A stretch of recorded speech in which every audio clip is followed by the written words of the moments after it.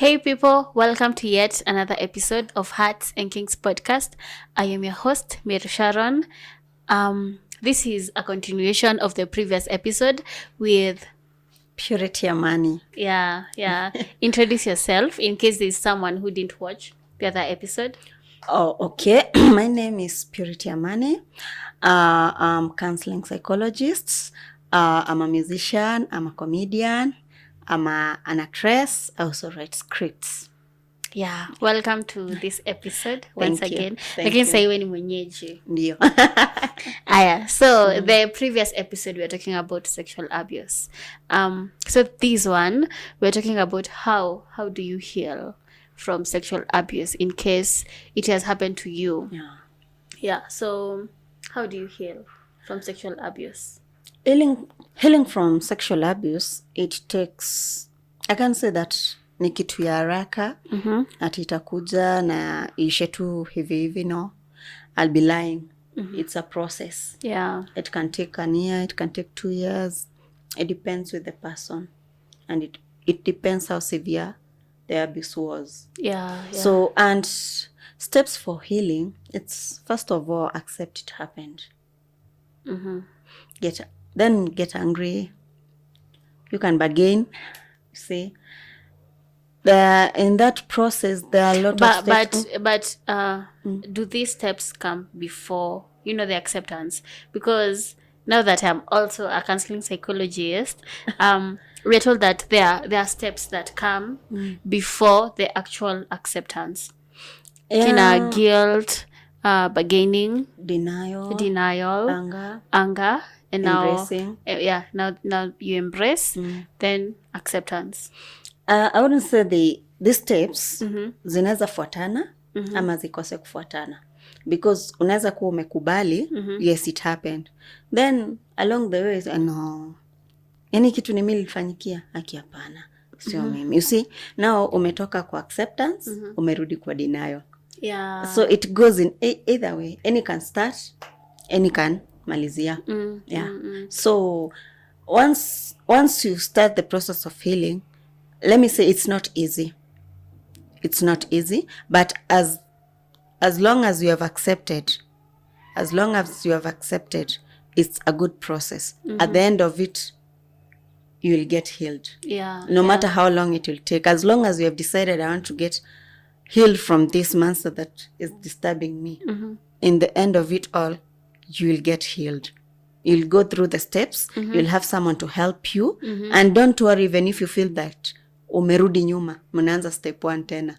So look for a good counselor. We are here. Yeah, we are here. We'll start with, even if you feel that unarudi step 1, we'll start also, tutaanza na wewe. From that step 1, tuendelee na wewe, tuendelee na wewe hadi wakati utafeel enyewe sasa now I can even talk about it and smile about it. You see, that way you'll be completely healed. Yeah. And also maybe we should explain to them what these steps mean. Okay, so there is, which one will you do? I'll start with accepting. Yeah. So acceptance means umejikubali. Yes, I was raped, I was sexually abused, I was touched inappropriately, but it wasn't my fault. So nimekubali ilifanyika. I can't undo. Yeah, whatever happened. Yeah, whatever happened, I can't undo it. So let me accept it. It happened, and accept myself. You see, it will go after the moment you start accepting yourself and saying that it wasn't you who did it, it was done to you. Umekubali. That is one step of healing. Yeah. Yeah. Okay. So I'm going to do guilt. Guilt is when when after the sexual abuse happens, you're like, what did I do wrong? Maybe if I didn't do this wouldn't have happened. And guilt is when you, at this point, you're blaming yourself. You're blaming yourself. You're like, I am the cause. I did this. Go there. Yeah, if I didn't go there, this one. If I didn't dress. If I wasn't in that situation. If I didn't, laugh with that person that time. If I didn't entertain them. If I didn't entertain them. So guilt is when you blame yourself. And again, it's never your fault. it's never your it's fault. not your fault. Yeah. So I'll go with denial. Yeah, denial. Denial is the process of saying, refusing to accept. Kukataa kukubali. Yeah. Like, hapana, sio mimi ilifanyike. Maybe it didn't happen. Maybe kufanyika. Ilifanyika kwa... Hapana, haikufanyika. No. Mimi siwezi fanyikiwa na kitu kaa hiyo. I want you to know that anyone can be a victim. A victim. Thank you. Anyone can be a victim of rape. Anyone can be a victim of sexual abuse. Anyone can be a victim of molestation. Yeah. So it's okay to be in denial, but then later on try to accept it. Yeah. Because as we are saying, it was never your fault. Yeah. Bargaining is when you try to, to exchange what happened to you with, something else. You're like, I wish angenichapa. I wish angenibia. Yeah. Like, why did that person had sexually abused me? Bargaining is where you're like, I wish I just didn't get this thing. I wish I could exchange the sexual abuse with something else. Yeah. And it's a whole process. Like, of course you can't get to acceptance all over. You have to go through these processes, and sometimes you get to acceptance, alafu you go back. You go back. Yeah. Like, yeah. And so, it's normal. And it's really normal. So we've done guilt. Yeah. Anger. There's anger. Anger, it's kukasirikia the sick head. I usually call them that way. Kujikasirikia we mwenyewe, kukasirikia society, kukasirikia mtoto ulipata. And it's good to be angry, but don't let the anger go beyond, like hurting your child, like isolating yourself from society because you are angry at them. Maybe they never helped you. Attacking the person. Yeah, the person or the gender. Yeah, all the gender. Attacking the gender. Because you can be even angry at the gender for the rest of your life. For the rest of your life, you see. You can be angry at that child for the rest of your life. You can be angry at yourself. You can be angry at, maybe you are a kid. You can be angry at your caregivers because maybe they weren't present. True. Yeah. Or angry even at God. Like, God, why did you allow this to happen to me? You see. Yeah. It's good to be... It's acceptable to be angry, but don't let the anger consume you. Don't let it go beyond. Don't let it go beyond to an extent of hurting yourself and hurting those who are around you. Yeah. So, again, there's healing now. Now there's healing. Healing is, when now after acceptance, now you start the journey of, I am like this because this happened to me. Yeah. Now, how do I confront my issues, my trauma, and start healing them? And also it's learning that, yes, this happened to me. So now I have to, heal emotionally, physically, spiritually. And now you take those steps to actually start, healing those wounds that happened to you. True. Yeah. Anything to add on the healing part? The more you talk about it, the more you're getting healed. Don't withhold. Don't keep it to yourself. And like I said, and you're still insisting, it was never your fault. Yeah. So speak it out. Take it away. Take it away as many times as possible. Talk it. Let it out. Even when you are alone, tell yourself what happened that day. The more you talk about it, the more inakuondokea. Yeah, and before I forget this point, journal. Write your feelings down. Yeah. Write your feelings. This can be like something you do. Like I like telling my clients that you write your feelings down. True. Alafu you can, after you look back, maybe after like 3 months of writing your feelings down, you're like, so this is a trigger. Maybe when I see this person, this happens to me, I remember. Yeah. No, you can actually, prevent it. Yeah. prevent the triggers. True. Then you're like, okay, so when I do this, I actually feel better about myself. Maybe after journal, as much as you're talking to other people, journal, and after some time you can actually go back to your notes and study your patterns. So journaling has helped me in so many ways. Even in my dating, like I'm like, so today I met this person and I felt like this, and this feeling is recurring again after 3 months. Then that means this person is not the one for me. Like journaling actually helps in so many places. So you can apply that too and hide it where in a safe place. Actually, there's an app that I actually use, which is good. It's called Life Diary. Search it. Life Diary is a good app to journal, and you can use your fingerprint or a pin to unlock it. You can which use is that, very, very safe. to avoid also exposing yourself again. Plus safety. So let's go back to talking about your feelings. Who do you talk to? Look for someone. Like here I can say look for us. Look for Masha, look for me. Look for someone you can trust. Don't, if as much as you're saying talk it out, don't talk it out to just anyone. And not everybody. Look for someone that you're comfortable with, someone that will see huyu tutaenda naye mpaka mwisho hadi nipone. Because this one I call it's like sickness.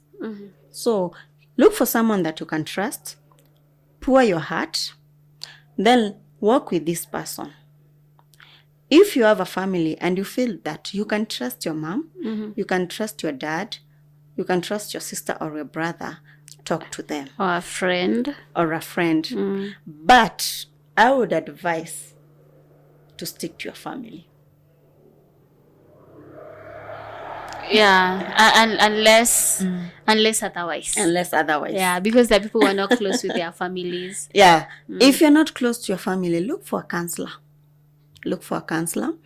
Avoid your friends as much as possible, not unless otherwise. I feel as for me, I have like a very tight circle of friends, so I can totally trust them. But if you feel that this friend hatutasonga naye for the next 10-20 years, avoid. Friends can hang you. Some, not all. Some friends can hang you. I've dealt with such cases. I told this person whom I trusted, this and this happened to me. Then later, after I'm already healed and I'm moving on, 1 or 2 things happened. We broke up with this friend. She used my past to attack me, to put me down, to pull me down. Whoa. You see, so that's what I'm saying. Unless otherwise, or if that person you see you, but you can't tell tomorrow. You can tell. So in other way, for you to be safe and to be secure, if not your family, look for a counselor. Because that counselor is trained to keep secrets. She or he has undergone a professional training of how to hide your secret and to help you. So I would, unless otherwise. Plus most times, now that we are both counselors, most of the time this counselor is a stranger. Because you're told like I can't cancel someone I know. So it's not. It's unethical. It's unethical. So most times this is a stranger. So this stranger is looking at you without judgment, without anything, without prior knowledge. So we're starting at a clean slate. So when you come to us, we are looking at you with fresh eyes and with no judgment whatsoever. So go to a professional, a good friend, and family, of course. And your friends. If someone trusts you with such a big secret, even if anything happens, please respect that secret. Because they trusted you enough to open up to you. Let's say you've been sexually abused. Alafu you probably haven't met your spouse yet. Then you meet them. After how long can you tell them? After how long is it safe to tell your spouse this and this happened to me? That's quite tricky. because me, I'm a believer, and I've said again in this in this podcast that I believe that love should be, let me show you my darkest, worst parts. True. And you love me anyway. The way I am. So at what point am I is it safe for me to come and tell this person, hey, so this and this happened to me? Okay, some if you, that's why I always encourage going to counselors before you settle down. But this thing of can we stay, can we try doesn't work for me. See, we are testing the waters, spreading the wings. Yeah, if we can see, we can still work. If we can work this. It's good, but in a way, it can bring more harm than good, because maybe I've seen marriage breaking because the husband didn't know that the lady was raped. And the lady was raped by around 4 men. So later, the man was so mean as to ask the woman, mbona hukuniambia ulikuwa ushachokolewa? You see that thing. Oh. The lady was already healed and moving on. Then she has decided, because now she thinks you are the right person, she opens up to you. You already have 2 kids. Then you tell her, mbona hukuwa umeniambia chokolewa hivyo. I think those are the wrong words to use. Yeah. But here's the thing. No, I'm just saying the words that the guy used. Yeah, I agree that the guy used the wrong words. Yeah. But here's the thing. I do feel that if I come to you and you're my spouse and I tell you I was raped, yeah. I have to accept that this is new to you. Yeah. So you're receiving this news as if it just happened. Yeah. True. Yeah. So actually for me, I realized that as much as we want to tell people the truth, you have to realize that they're just learning about it. So for him, that's a bad way to. He reacted negatively. That is like directly negatively. Yeah. And that actually says a lot. But then I think that even as the victims, as we go and tell this person, this and this happened to me, you have to accept that this is new information to them. Yeah. You have to let them go through all those stages again. Then you have to walk with them through the stages of anger, denial, bargaining, counseling. And that's why actually counseling is very, very important. I feel as if this whole this whole episode we are selling ourselves. But I believe it will help one or two. So counseling helps. But when you tell your partner, accept that they have to actually go through all those that you've healed from. So you have to give them that space. And again, try to work with them. And try to tell them, read the room. Yeah. If it's not the right time to tell them, if they're going through that financial crisis, if they're having trouble with their family, if they're having trouble with their health, if you're having trouble, you too.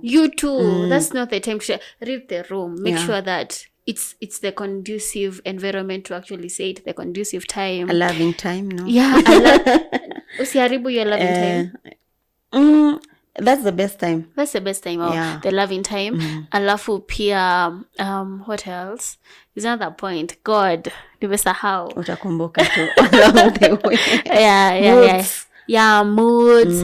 Alafu, you know this person. Yeah. Like the way I know you. Like I know if I want to approach you, this is how I'm going to approach you. True. Like you have to learn your partner. So that and you how to approach him or how to approach her. And how because you said rape, it's both ways. Alafu, sometimes it's really not what you say, it's how you say it. And sometimes it's what you say and how you say it. And sometimes it's how you receive it and how you react after receiving it. So let us be those spouses who are understanding, who, if we are told that someone went through this abuse, you are going to understand, accept, and you are going to accept, and be ready to go the stages with them again. Yeah. And again, if in any point you know that it's going to disturb you, and you don't look at them the same way, if you know that your healing is going to take time, communicate that to them. True. And maybe if you're going to terminate the relationship, it's okay. If it doesn't have to be comfortable. You don't have to be comfortable with it. Yeah. True. But you can express it in a healthy way and a nice way where they're going to take it, positively, not in a way where they are back to now the healing process again because you're letting them relieve the trauma. And this brings me to a point of, is it okay to tell this spouse about what happened to you before marriage? Because I can imagine when you have said you can separate, it's okay. But can you imagine you have invested in this marriage, not necessarily money, but your time, you see, your energy, your love, you have emotions, everything, 2 kids, 3 kids. Then this guy all of a sudden tells you, I'm no longer interested in this marriage because of what happened. Imagine the trauma will be thrice. But here's the thing. I think that when you marry someone, you marry their past. You marry their past because I am who you I marry am. the present. You marry the present plus the past, because I am who I am because of what happened in my past. Okay. Like all that baggage, all those things that I've gone through, all that trauma, all that, I am who I am because of that. True. Yeah. Yeah. So I think counseling is more important before settling down. Counseling is very important. Yeah. And also, this is for me. This is what I think. For me, I think that for me, my foundation to my relationship is honesty. Yeah. If you can't be honest from the word go. That's maybe for you it's different. So you might choose not to say, but for me, with my one found, I need to know that you can tell me the truth. Yeah, and and I need to know that I can tell you the truth. Sorry for cutting you. Yeah. I'm saying counseling is more important before settling, not to open up at the moment. When you undergo through counseling, like what we are giving you for free now, you'll be taught how to accept this person, even if they open up to you later about something that they're not comfortable opening up to you right now. Yeah. So you're supposed to be ready to hear. Yeah. Yeah, okay. As we talk about talking and conversation and open conversations and honesty, I do have a game which is called Explore Your Kinky card game.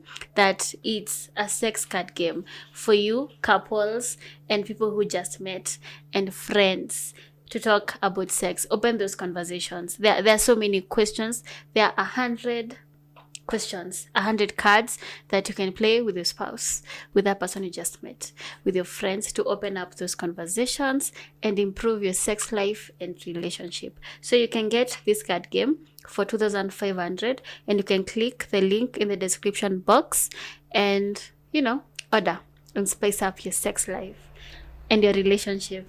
Yeah, so let us continue. We're talking about talking to people and counseling. So did you go for marriage counseling? Yes, you did. A lot. Even now even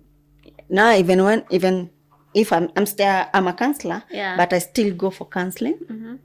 And even now I'm planning to go for one.